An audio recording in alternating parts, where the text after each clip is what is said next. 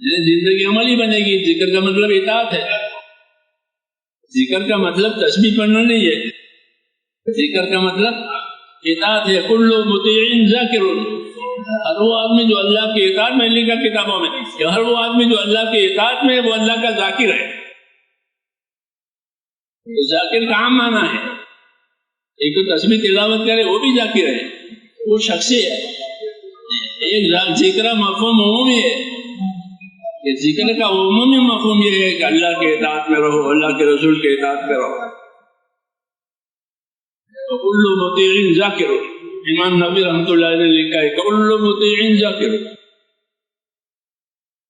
ہر وہ آدمی جو اللہ کے اطاعت میں ہوگا وہ اللہ کا ذاکر ہوگا. اور نبی کی دعوت ہی اطاعت کی ہوتی ہے. کس کی ہوتی ہے؟ اطاعت کی. وَمَا أَرْسَلْنَا مِن رَّسُولٍ إِلَّا لِيُطَاعَ بِإِذْنِ اللَّهِ. ہم نے جب کبھی کوئی رسول دنیا میں بھیجا ہے، اللہ کہتے ہیں اسی وجہ سے بھیجا ہے کہ وہ نبی اللہ کے حکم کی وجہ سے لوگوں کو اطاعت کر لا کہ میں بھیجا گیا ہوں لہذا میری اطاعت کرو تاکہ اللہ کی اطاعت ہو جائے. تو اطاعت اصل ہے ہمارے مذہب میں، دین میں، کہ ہر آدمی اپنے آپ کو اطاعت کے ساتھ چلائے. اگر اطاعت کے چلنا شیطان کا کام ہے، وہ اس میں اطاعت نہیں ہے. شیطان میں اس نے اللہ کی اطاعت سے انکار کر دیا. انکار کیا آدم کو شدہ لوگ نہیں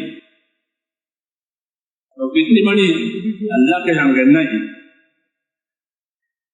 یہ کہ نہیں ہمارا کام تو اطاعت کا ہے. رسول اطاعت کے لیے بھیجا جاتا ہے کہ اللہ کے حکم کی تابعداری کریں گے، جان میں، مال میں، انفرادی طور پر، اجتماعی طور پر.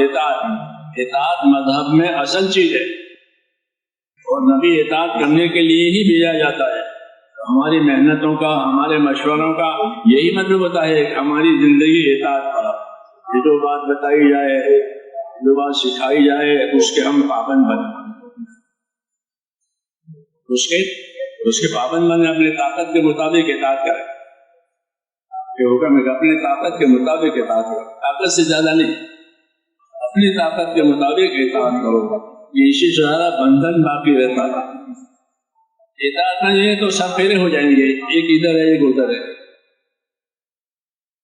نہیں، ہم کو اطاعت کرو عظمت کے ساتھ، اطاعت کرو ادب کے ساتھ، اطاعت کرو یقین کے ساتھ. کیوں کہ اطاعت رحمت لاتی ہے. اطیعوا اللہ واطیعوا الرسول لعلکم ترحمون. اطاعت کرو اللہ کے رسول کے تاکہ تم پر رحم ہو جائے. اطاعت رحمت کا ذریعہ ہے. جیسے معصیت عذاب اور مصیبت کا ذریعہ ہوتے گناہ، اسی مقابلے میں اطاعت رحمتیں لاتی ہے. اس لیے نبیوں کا سارا راستہ اور سارا طریقہ وہ اطاعت والا ہوتا ہے اور اسی سے زمین پر رحمتیں آتی ہیں. لوگ بھائی ہو جاتے ہیں، ان کی دشمنیاں ختم ہو جاتی ہیں اطاعت کی وجہ سے. وہ آپس میں بھائی بن جاتے ہیں اور خدا کے بندے ہو جاتے ہیں. انصار میں 2 صفتیں پیدا ہوئی: کونوا عباد اللہ اخوانا. انصار مدینہ کوئی کہا کونوا عباد اللہ اخوانا، تم اللہ کے بندے رہو، اس کے حکم کی پابند رہو اور آپس کے بھائی ہو جاؤ. وہ دونوں باتیں ان میں پیدا ہو گئی اور شر ختم ہو گیا، وہ بھائی ہو گئے.